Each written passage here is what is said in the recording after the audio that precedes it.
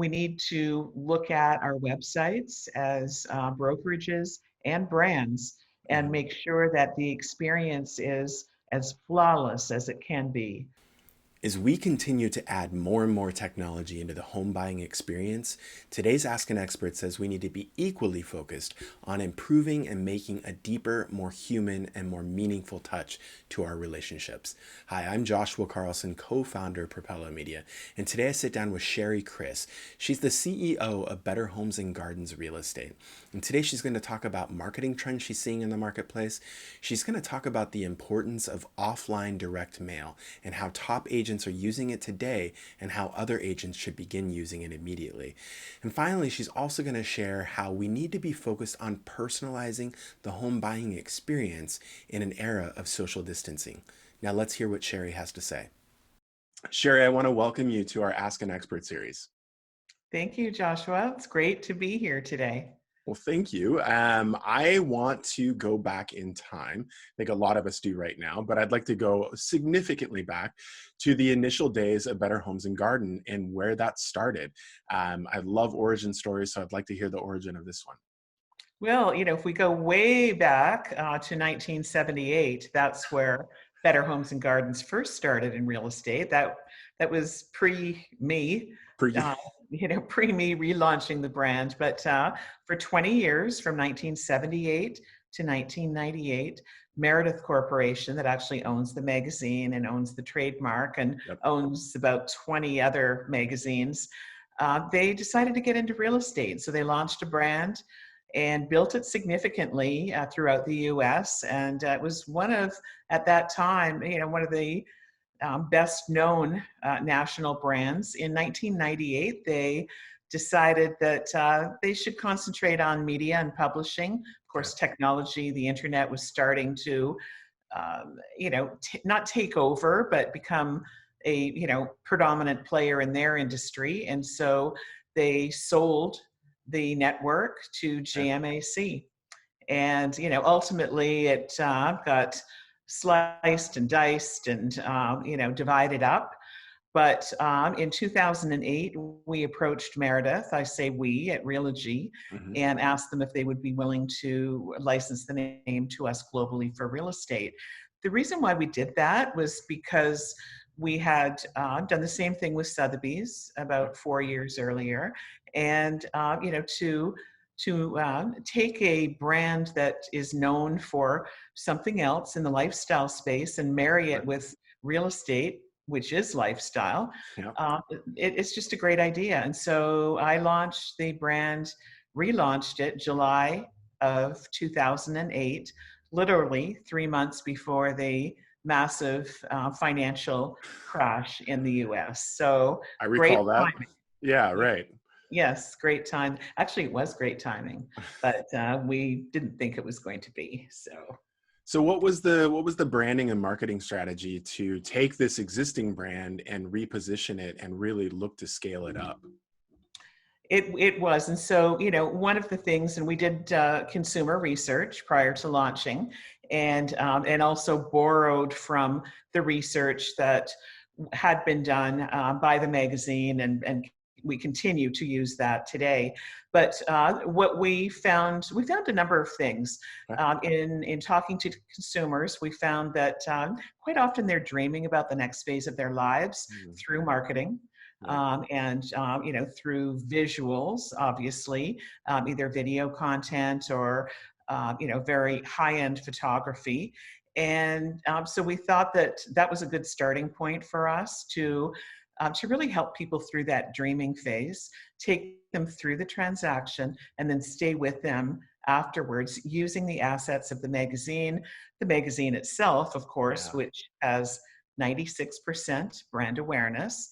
And actually, today, the fastest growing demographic of new subscribers are millennials, Okay. which is our target for real estate today and in the future. And so we use a lot of that, just beautiful design, photography, and videography to help people decide what they want to do as far as the next home and how they want to raise their families. And so that was kind of the core and the base of it. And of course, it went on from there. One of the other things that we did way back in 2008, social media was an infant, just emerging. Yeah. Facebook, Twitter, there was no Instagram, there certainly wasn't TikTok. And we launched the brand on social. And so that was, a calculated risk because some people could have looked at it and said, like, are you crazy or what is this? But actually the opposite became true. And of course, social is, one of the largest communication tools today, certainly today as we speak today because of what we're going through in 2020. Sure. But just a great decision. And so that combination of social and beautiful imagery helped us launch Better Homes and Gardens Real Estate. So it sounds like a big part of this is really just selling that lifestyle to marry up to these aspirations. That's the next chapter in my life. But then just being consistent with it. I'm curious what you guys are seeing now. Obviously, everybody's been on their own individual or own industry roller coasters. What are you guys seeing within the real estate space right now? Well, the real estate space, and we're talking in August of 2020. So, real estate is very busy right now, and it's interesting because, quite honestly, when we closed our headquarters in Madison, New Jersey, on Friday, March 13th, we had no idea what the next month, the next quarter, the next 6 months would hold for us as a company and for the industry. And of course, what happened was, and if you want to tie it back to this dreaming Mhm. phase of home ownership, what happened was people were isolated in their homes, number one, started looking at, what they might want their home to be like. Right. Yeah. That was a part of it, right? We all Yeah. did it and we continue to do it. And then the second part of it, when everyone realized that they may not have to go back to an office environment, certainly in the short term, and for some maybe never, they started looking at their current residence and saying, is this right for me and my family in the future? And Sure. so that caused, literally an explosion as states lifted the requirements. Hmm. And, companies were reporting, many of our companies, their best month ever in the month of June, ever, not just in 2020, but ever. Right. And so that continues. There's a shortage of inventory, and there's a lot of migration from heavily populated cities into Yeah. less heavily populated cities, people buying second homes for staycations, which that's what we're doing this summer. Yeah. And there's so much activity out there that's very different than what it was a year ago. Are you seeing any pivots as it pertains to what's happening right now? I mean, pivots obviously the buzzword of 2020 within business, but aside from reduced inventory and increased demand, anything happening in real estate that's interesting? A lot, a Yeah. lot. So, when we think about the fact that it's impossible to go and physically look at 20 homes or 30 homes like we used to as buyers, there's a lot more that's taking place online. So that means several things. Number one, as listing agents, you need to make sure that your property shines, that it has the most information as possible from a video perspective and photography perspective and description as well, so people can get as close to possible in making a decision without actually going to a property. So that has changed. And it's interesting because it's kind of pushing us to where we always needed to be, and that is that listings from and you're a marketer, you know this very well. Listings should look beautiful and shine online. And so now that's happening. And so, that's one, I'm going to call it a pivot Yeah. because I think it is. Another is, the end-to-end back-end Okay. transaction piece is also very important. And in some states, we can do a transaction virtually. In other states, it's a little clunky. And so we're moving quickly towards that. So I can sit here in my home in Toronto and, buy a property in Palm Beach, Florida, without getting off of my chair. So that is going to be the future. I've talked to a lot of brokers, and it's very interesting because, our industry has always been scolded for not wanting to change.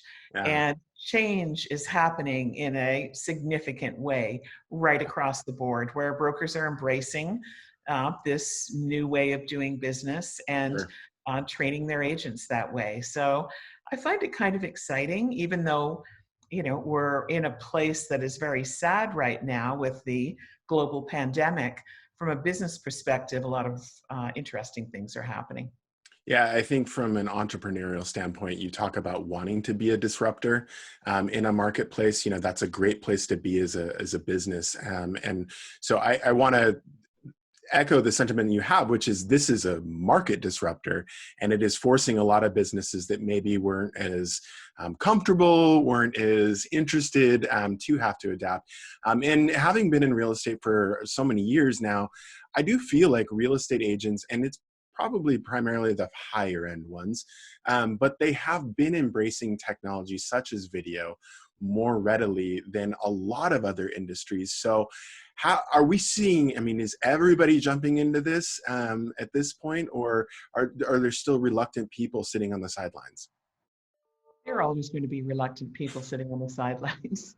And what will happen is eventually those people will, I think, exit the Okay. business. It just takes time. But if you look at video, yes, the top producing agents have been using video technology for quite some time. But we've all been looking at it as an add-on Yeah. to, that face-to-face interaction that we've had with the end consumer. Today, it's much more than an add-on. It is a very, very crucial sales tool.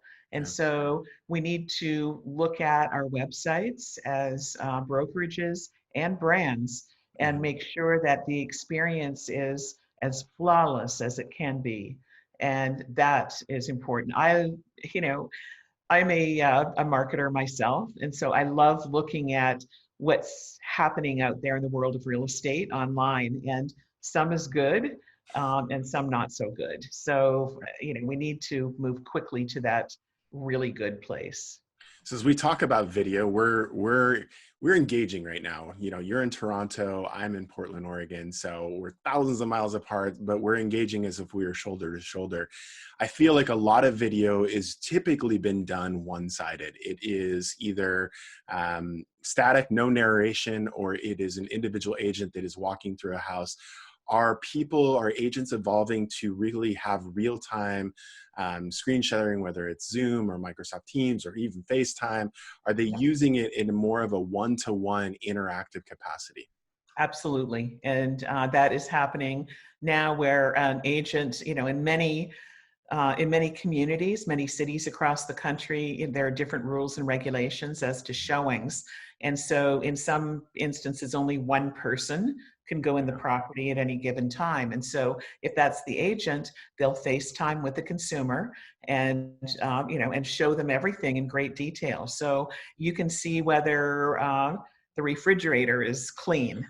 Right. Which little, having been in real estate as long as I have, it's those little telltale nuances that Sure. actually tell you a lot. So, yes, we will and are going to buy homes virtually. A friend of mine recently let me know that she is moving from Chicago to Florida. Okay. She did not go and see the home that she bought. She bought it sight unseen. She knew the area and was, familiar with the style of home and everything. And so that transaction closed without her ever being there. So we're going to see more and more of that. It's going to take time for the end consumer to feel comfortable, Yeah. totally comfortable buying in that way. And so what I'd like to suggest is that it's up to us as realtors and our strategic partners, the marketing companies that partner with us, to really make it a deep enough and more, meaningful experience so that the consumer will feel comfortable online. Well, and obviously technology helps. Many of our guests have been talking about improving the customer experience. And right now, when they literally can't come into your storeroom or they can't go to the house, video is the great medium for that. You talked about backend experience. So I'd love to just hear a little bit more about that, because obviously anybody who's gone through the homeownership process has certainly signed a lot of physical paper, but that's becoming really a thing of the past, and that was already happening. How much is that accelerating right now? It's accelerating tremendously. And, in 2019, I actually sold two homes and bought a property without signing any paperwork physically, Yeah. and it was all done online. And it was an okay experience because we can use DocuSign, etc. But when I talk about back end and end to end, Mhm. all of the document storage, everything should be at the buyer's fingertips or seller's fingertips. So you have access to everything, that you're not receiving an email with a DocuSign one day and you forget to save it, and then where is it? Right. All of these things need to completely flatten out and add to the customer experience. And when you're talking about, I'm sure many of your guests have talked about upping that customer experience. The human element is going to continue to be a very important part of it. We're not going to be buying homes straight from a website in the years to come. I do not believe that for one moment. And so, how do we as human beings, as realtors, create a very strong and deep relationship with the consumer, where we may have to do a lot of it remote? And it's so interesting because when you think about Zoom that we're on today, 8 months ago, who was using it? Yeah. We were internally, we were using Zoom and Teams, but certainly not externally. And brokers weren't using it for their multi-office sales meetings, et cetera. And today, every call is a Zoom call, which of Yeah. course speaks to Zoom fatigue a bit too. But it is, we have embraced this in a very short period of time, which I find exciting. Yeah, I do too. It's a lot of the trends that I'm hearing is that pre-existing trends. There's not a lot new coming from this, but it's accelerated things that were already happening, before this happened. I'd like to. You talked on something, and I want to take this further because I think it's a really meaningful thing, especially for agents today, because when I got into the real estate space 15 years ago, it's completely different from how it looks now. And there's new brands, notably on the technology side, such as the Zillows of the world, that have really kind of changed the landscape. And I think that agents really need to appreciate that human aspect. So what are ways that you're seeing, what are innovative ways that you're seeing agents interact with their customers, or their clients, because let's not call them customers, let's value add, that are making an impact today? you know, uh, in today's world, of course, that everything has changed. Some of the things early on, in the early COVID days, as I would call them, is that I saw many, many agents reaching out and offering, lending a hand, offering help, sending their clients necessities that people may need, sending gifts for their children who were stranded at home and unable to go to school. And we are, as an industry, a very giving and caring group of 1.4 million plus people. Yep. And so that really showed during the early days. And so today, that continues, where our giving is very important. And that's one of the ways that we create a deeper and long lasting relationship with that consumer. Because as we, continue to, you know, use technology in more and more sophisticated ways, and Zoom, I'm going to guess 12 months from now, 18 months from now, will not look like it does today. It will, be a more sophisticated tool. Um, we need to make sure that the consumer doesn't feel too comfortable without our assistance. And so it's important that we maintain that personal touch. And it can't be by hugging somebody today, but it can certainly be by providing more information, more data, doing different things. And I'll use one example of someone I know who's buying a property, and a friend of mine who you know, looked at everything online, went and looked at some homes with the agent. It was, a challenge because couldn't get into a lot of them. And Sure. rather than waiting for the right property to come on the market, that agent is, now out there sending letters to people in the buildings that that the buyer is interested in, like doing things that not everyone was willing to do before. Some Yeah. agents have always done things like that, but not everyone. Sure. And so, we have to look for ways to be more innovative, not necessarily utilizing technology, but just innovative in our approach to keep those consumers as part of us. I don't know, whether that's a good answer to your No, question or not. I think it's good because I think fundamentally it's differentiation, right? And so I grew up in the direct mail space within real estate, and saw that slowly waned. But some of the bigger agents that we worked with had tremendous success because so many people had gone pure digital. And so Yeah. it is just looking what are the different ways that we can differentiate, and clearly direct mail is one of those. Well, direct mail is, and here's something interesting. And in launching Better Homes and Gardens Real Estate in '08, one of the tools that we had access to and continue to have access to is a magazine subscription program. And so I'm the first to put my hand up and say I'm not sure, or I wasn't sure back then whether that would be a successful tool or not, Yeah, because do people really want to read magazines? It's one of the most successful tools out there. And in fact, in some cases, top producing agents are spending thousands a month on the very inexpensive magazine subscription program and getting a higher ROI, yeah, because that's what it's all about. I like a 10x ROI on my spend, yeah, and rather than buying leads from third party aggregators. So yeah, these are things that we need to look at. How can we provide a more meaningful way to to give to the consumer, for sure. and create those relationships. So yeah, direct mail is good. It is good. I love it because it's got a tactical association that you interact with different media. And it also has a shelf life, especially when you talk about magazines. It gets really to the heartstrings of that emotional, that lifestyle aspirations. People hold on to those for a long period of time.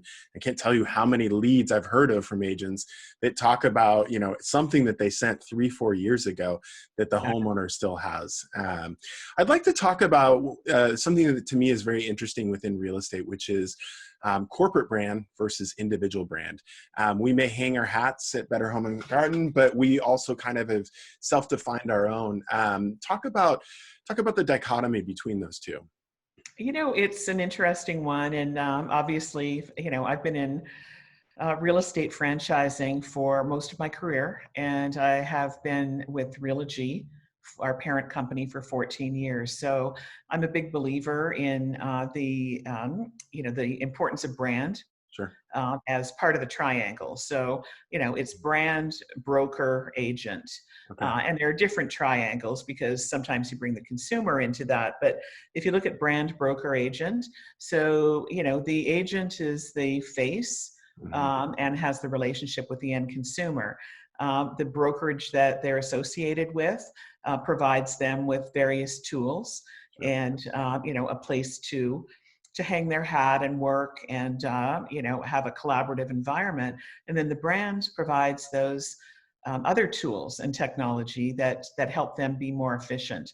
And so I'm a big believer in that. Now, we do things in different ways. So, one of my brands that I oversee is the Better Homes and Gardens brand, which obviously, branding is very important and the brand standards are very high because it's a Sure. licensing agreement with Meredith. But the other brand that I oversee is an equally successful brand, ERA, Mm, which is very local and community oriented. yeah. And we actually also have Powered by, ERA Powered, where the broker retains their own branding, Okay. and we simply provide the tools to them. Because some broker owners and agents say, "Well, I like what I've done with my company. I don't want to change that, Sure. but I need stuff." And so we're able to provide that, and that's another way to look at it too. When you think about, the increasing sophistication of tools and technology, we spend at Realogy over $200 million a year on research, development, and technology tools. As Right. an individual brokerage, you can't do that. And so Yeah. where do you go and how do you provide value for your agents, Sure. right? Well, I love the stool analogy. That's a classic one, and it's very fitting here. And to your point, you can identify what's more important to you, and there's different options available to you. So, well, I would like to thank you for your time. I know we both have appointments, but I'd love to get you back in the future. Really insightful. So, Sherry, thank you so much for coming on. Joshua, thank you. I really appreciate it. And it's a great honor to talk to you today. So enjoy the rest of your summer. Thank you. You as well. Thank you.